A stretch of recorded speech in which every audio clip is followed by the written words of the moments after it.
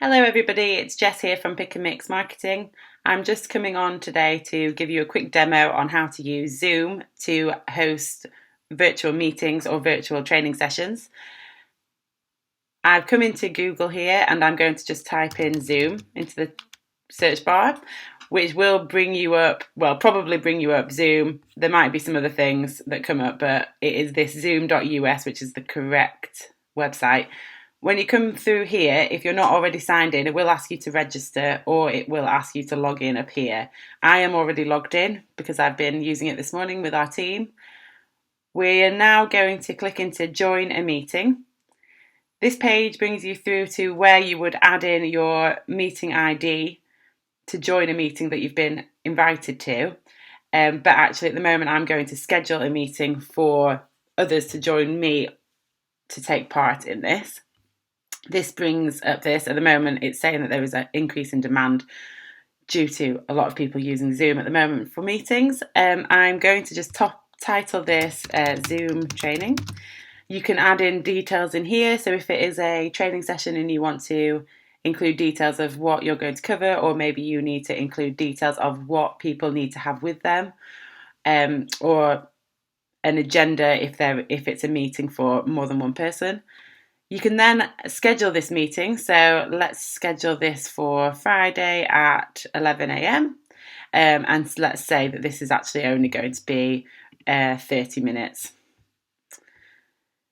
You can set this up as a recurring meeting if this is something you want to be sending people an invite to for a regular meeting. So maybe it's a morning meeting for your team, or maybe it's going to be a training session that happens every weekend. Whatever it's going to be, you can change that to what daily, weekly, monthly.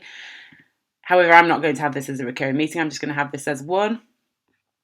I'm going to say that they generate my meeting ID automatically rather than use the personal ID that they've given me. And I'm going to ask that they require a meeting password just so that only the people I'm inviting can access our meeting. I do want the host, which is myself, to have my video switched on, and I want my participants because I want this to be as engaging and as interactive as possible. I also want the audio switched on my computer so that people can hear me and I can hear them.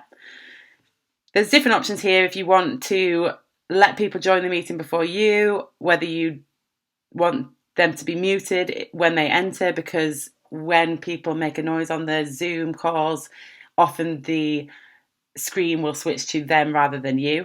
But I'm at this moment just going to say let them join before I get there in case I'm late for any reason, and I'm going to just leave the rest unticked. So I would save that meeting.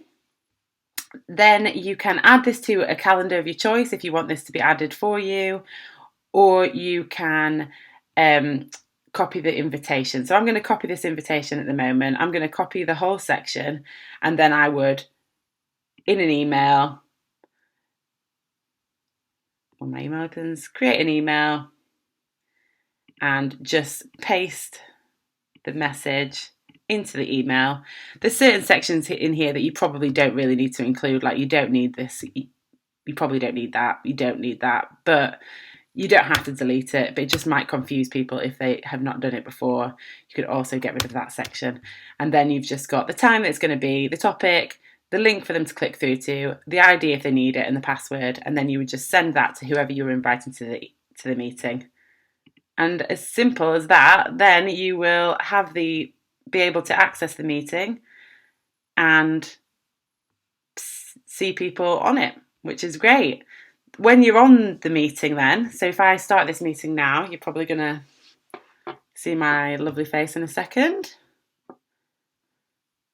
Just going to take a second to load. There I am. You can see here that you can join with audio as well. You can test your speaker and microphone if you're not sure how to use it.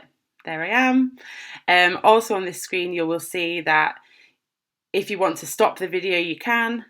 You can change which camera you're using, but I'll just leave it on for now. You can invite more people to the meeting if you're on here and you're ready for other people to access it, or you want to invite people into the meeting because you'd not realised they were needed. And then you can also share your screen. So this is perfect for if you want to do some training online. You can just share your screen You can choose which screen you want to share and then share that to the other participants on the meeting. That is just a great way for you to share what you're doing or share through your slides or whatever training you're going to do. And then you would just end the meeting in the bottom corner when you finished. You might want to end that meeting for everybody, or you might just want to leave it. But at the moment, we'll just end it for everybody. And it's as simple as that. So I really hope that was helpful. And if you've got any questions about using Zoom or other ways that you can use online tools to keep your business going during these uncertain times, obviously just give us a ring and we'd be happy to help. So thanks. Bye.